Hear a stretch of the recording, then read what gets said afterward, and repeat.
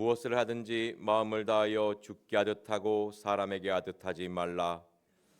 사랑의 하나님, 주님만을 바라보며 살게 하여 주시옵시고 주님 앞에서 부끄럽지 않는 삶을 살지 않게 하여 주시옵소서. 사람을 바라보며 사람의 기분 맞추는 삶이 아니라 주님을 원하시는 그 삶을 살 수 있도록 은혜 내려 주시옵소서. 감사드리며 예수님의 이름으로 기도드렸습니다.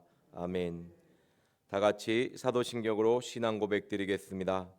전능하사 천지를 만드신 하나님 아버지를 내가 믿사오며 그 외아들 우리 주 예수 그리스도를 믿사오니 이는 성령으로 잉태하사 동정녀 마리아에게 나시고 본디오 빌라도에게 고난을 받으사 십자가에 못 박혀 죽으시고 장사한 지 사흘 만에 죽은 자 가운데서 다시 살아나시며 하늘에 오르사 전능하신 하나님 우편에 앉아 계시다가 저리로서 산자와 죽은 자를 심판하러 오시리라. 성령을 믿사오며 거룩한 공회와 성도가 서로 교통하는 것과 죄를 사하여 주시는 것과 몸이 다시 사는 것과 영원히 사는 것을 믿사옵나이다. 아멘. 오늘 우리에게 주신 하나님의 말씀은 잠언 6장 6절에서 8절 말씀입니다.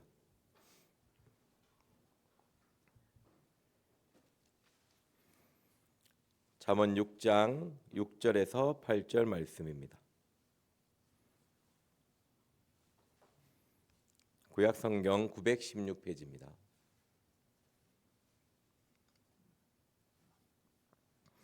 다 같이 한 목소리로 읽겠습니다. 시작.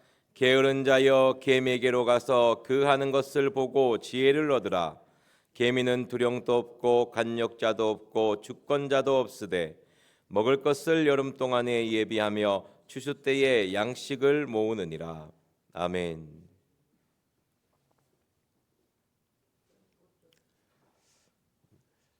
삶을 살아갈 때 게으르다고 느낀 적이 있으십니까? 나는 참 부지런하게 살아간다고 느낄 때가 많습니까? 아니면 나는 게으르구나 이렇게 느낄 때가 많습니까? 오늘 말씀은 게으른 자에게 대한 하나님의 말씀입니다. 게으름은 성경에서 이야기하는 게으름은요, 행동이 느릿터진 느릿느릿 움직이는 그 모습을 보고 게으르다고 하는 것이 아니고 그 사람의 마음의 자세입니다. 마음이 하나님의 말씀을 들었을 때에 그 말씀을 듣고 행동하느냐 하지 않느냐의 모습에서 하나님이 게으르다, 게으르지 않다라고 이야기하는 것입니다. 하나님의 말씀을 듣고 부지런히 행동으로 옮기는 삶을 살 때 하나님은 게으르지 않는 삶이라고 인정해 주는 것입니다. 동작이 느려서 나는 너무 게으르다 이렇게 생각하지 않으셔도 됩니다. 하나님의 말씀을 듣고 얼마나 그 말씀을 분별하며 순종하는 모습이 하나님 앞에 정직하고 바른 모습인 것입니다. 하나님께서는 게으른 자에게 명령하십니다.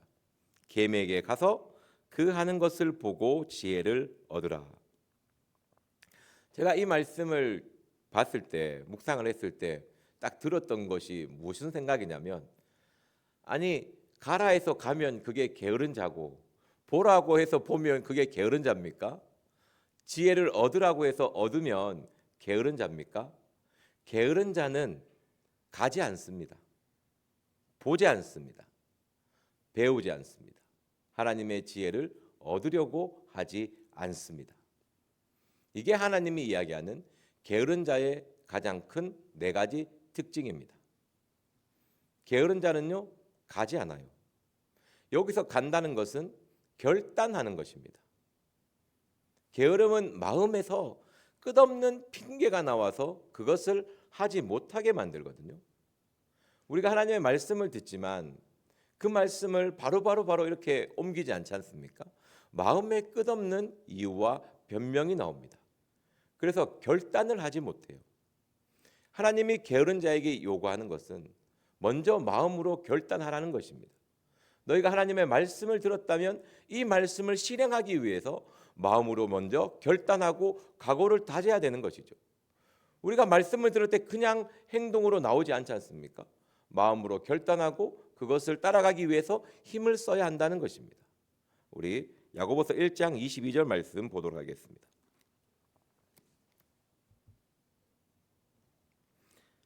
신약성경 372페이지입니다. 야고보서 1장 22절 말씀입니다.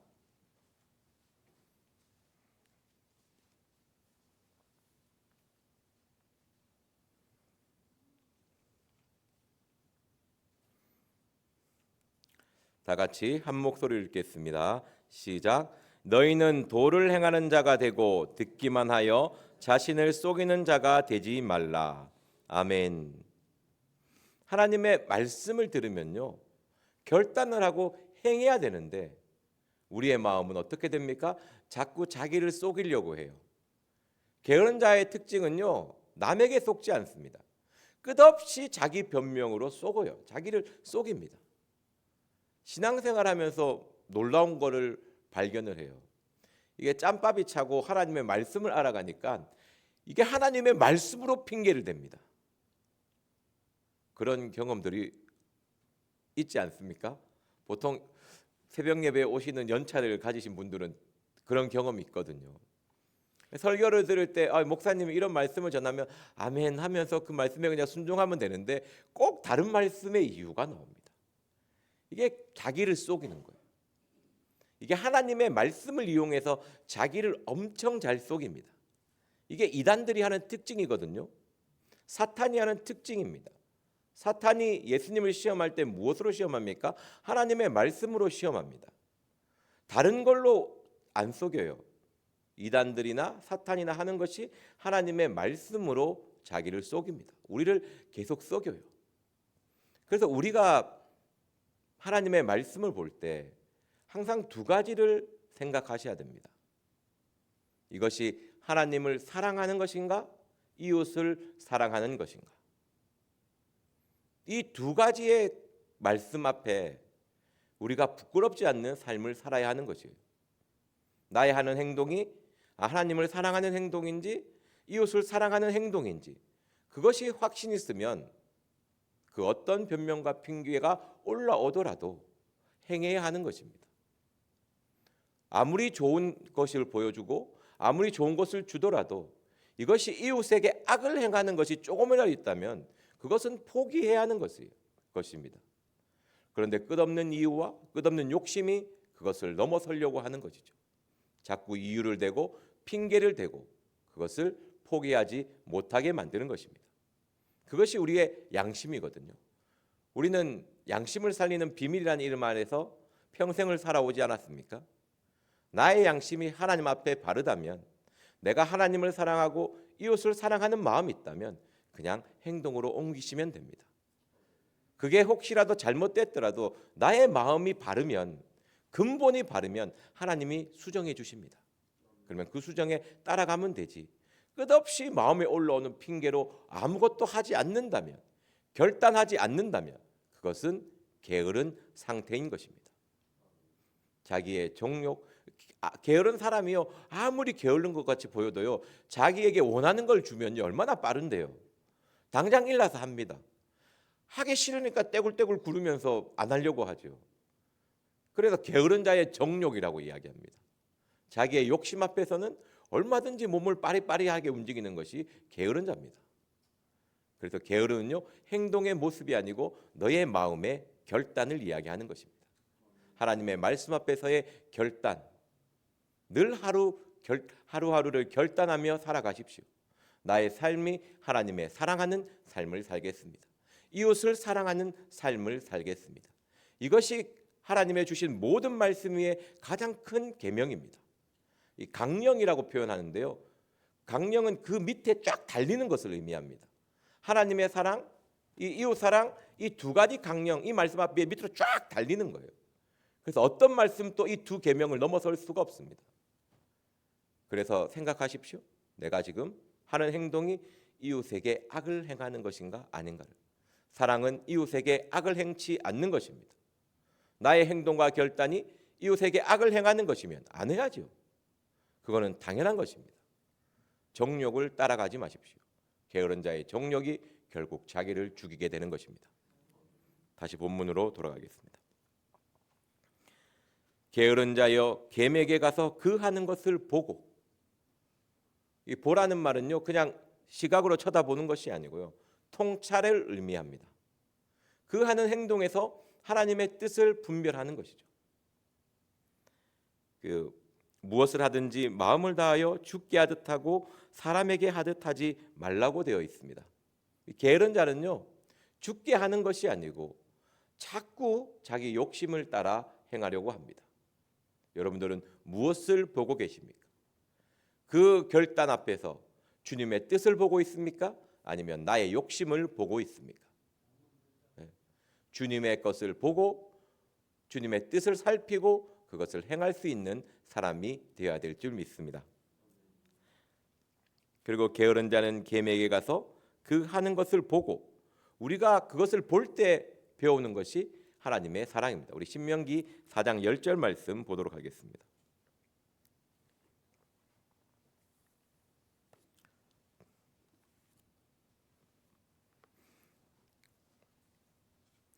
구약 성경 266페이지입니다.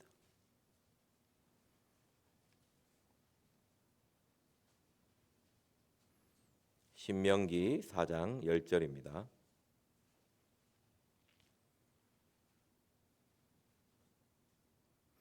다 같이 읽겠습니다. 시작. 내가 호렙산에서 내 하나님 여호와 앞에 섰던 날에 여호와께서 내게 이르시기를 나를 위하여 백성을 모으라. 내가 그들에게 내 말을 들려서 그들로 세상에 사는 날 동안 나 경외함을 배우게 하며 그 자녀에게 가르치게 하려 하노라 하시매. 아멘. 우리는 경외함을 배우라는 표현이 있습니다. 우리가 신앙생활을 하면서 느낄 때 뭔가 하나님의 말씀에 순종하며 나아갈 때 하나님의 뜻을 알 수가 있습니다. 뭔가 하나님의 말씀을 순종하는 경험이 없으면요 하나님이 어떤 분이신지 알 수가 없어요. 그냥 이 신앙은요 들어서만은 알 수가 없습니다. 내가 하나님의 말씀에 순종하며 나아갈 때 이 경외를 배우게 되는 것입니다. 하나님의 사랑이 어떤 것인지, 하나님이 어떤 분이신지를 우리가 알게 되는 것입니다. 그것이 우리에게 재산으로 쌓이는 것이지 않습니까? 그래서 내가 신앙생활에 어려움이 닥쳤을 때에 내가 옛날에 경험했던 하나님의 순종하며 하나님에서 알아갔던 그것이 나를 붙잡아주고 그것 때문에 그 위기를 또 이겨내게 되는 것입니다. 하나님을 사랑하며 하나님의 말씀을 가지고 행동하며 순종하는 것이 없으면 나의 신앙은 강해질 수가 없습니다. 그래서 하나님은요 게으른 자에게 경외를 배우라고 이야기합니다. 하나님의 말씀을 배우고 그 말씀대로 순종하는 삶이 있어야지만이 우리의 신앙이 흔들리지 않고 바로 설 수가 있는 것입니다. 체험이 없는 사람은요, 경험이 없는 사람은요, 다른 사람들의 말에 너무나 쉽게 흔들리며 나의 욕심에 너무 쉽게 흔들리게 되어 있습니다. 하지만 힘들고 어려운 순간에 나의 상황에서 하나님의 말씀을 붙잡고 순종하는 그 마음이 결국 나의 삶을 붙잡아주고 나의 마음을 붙잡아주는 것입니다. 그래서 게으른 자는요 하나님 앞에 배우려고 하지 않습니다. 하나님의 말씀에 순종해야지만이 배울 수가 있습니다. 하나님의 말씀을 순종하지 않으면요 이 하나님의 사랑을 알 수가 없고 배울 수가 없습니다. 듣기만 해서는 알 수 없는 것이 이 신앙 생활입니다. 이 연차가 오래되신 분은 동의하시죠, 그죠? 내가 경험한 그것이 나의 재산이 되고 나의 신앙의 밑바탕이 되는 것입니다. 그렇지 않으면 너무나 쉽게 흔들리고 너무나 많이 바람에 부는 갈대처럼 많이 흔들리게 되는 것입니다. 우리 잠언 26장 16절 말씀 보도록 하겠습니다.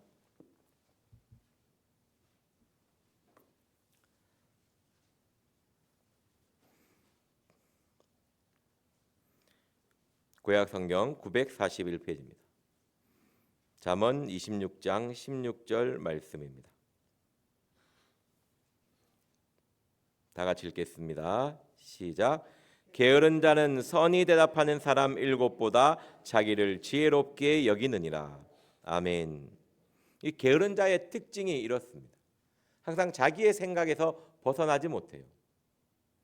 아무리 말씀을 이야기하고 아무리 하나님의 사랑을 이야기해도 자기의 생각이 가득 차서 결단하지 못하고 그냥 그 자리에 머물러 있는 것입니다. 하나님 앞으로 더 나아가지 못하는 것이 게으른 것입니다. 우리는 나아가지 못하면요, 그냥 그 자리에 머물러 있지 않습니다. 반드시 뒤로 물러나게 되어 있습니다. 우리의 신앙은요, 앞으로 나아가지 않으면 뒤로 물러나는 것입니다. 게으른 자는요, 앞으로 나아가지 않고 계속 신앙이 뒤로 물러가는 것이죠. 그래서 침륜에 빠진 자는 마침내 멸망한다고 되어 있습니다. 다른 것이 나를 멸망의 길로 끌고 가는 것이 아닙니다. 내가 결단하지 못하는 마음, 이 게으른 마음이 나를 자꾸 뒤로 물러나게 만드는 것입니다. 하나님의 말씀을 들으면 결단하고 행하십시오. 그것이 하나님 앞에 경외자의 모습이 되고 그것이 곧 나를 구원하게 만드는 것입니다. 다른 것이 나를 구원한다고 생각하지 마십시오. 내가 하나님의 말씀을 듣고 그 말씀을 행하고 그것이 하나님 앞에 경외하는 모습이거든요. 그것이 나를 구원하는 것입니다. 이것이 히브리서 11장 7절의 표현입니다. 같이 읽어보겠습니다. 히브리서 11장 7절 말씀입니다.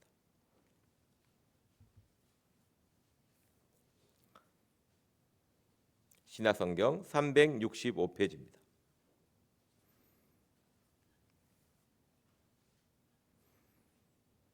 히브리서 11장 7절 말씀입니다. 신약성경 365페이지입니다. 다 같이 한 목소리로 읽겠습니다. 시작. 믿음으로 노아는 아직 보지 못하는 일에 경고하심을 받아 경외함으로 방주를 예비하여 그 집을 구원하였으니 이로 말미암아 세상을 정죄하고 믿음을 쫓는 의의 후사가 되었느니라. 아멘. 믿음으로 노아는 아직 보지 못하는 일에 경고하심을 받아 하나님의 말씀의 경고를 듣습니다. 그리고 방주를 예비하라는 그 말씀에 순종합니다. 결단하는 것이죠. 게을러서 결단하지 못했다면요, 하나님은 노아 외에 다른 사람을 선택했을 것입니다. 안 그러면 아예 쓸어버리셨든지. 믿음으로 노아는 아직 보지 못한 일에 경고하심을 받아 경외함으로 방주를 예비하여 그 집을 구원하게 됩니다. 다른 것이 나를 이 삶에서 벗어나게 하는 것이 아닙니다. 내가 하나님의 말씀을 듣고 그 말씀을 행할 때에, 하나님을 경외할 때에 구원을 받는 것입니다. 누가 나를 구해주겠지, 그런 생각은 게으른 자의 생각입니다. 하나님의 말씀을 듣고 나의 삶의 자리에서 하나님의 말씀을 행하기 위해 힘쓰십시오. 그렇게 해야지만이 하나님의 뜻을 알 수가 있고 하나님의 사랑을 받을 수가 있는 것입니다. 게으른 자는요, 하나님께서 가라, 보라, 배우라, 얻으라고 합니다. 하나님의 지혜는요, 내가 행할 때 얻는 것입니다. 배우지 않으면 얻을 수가 없는 것입니다. 자꾸 그냥 얻는다고 생각을 합니다. 그렇지 않습니다.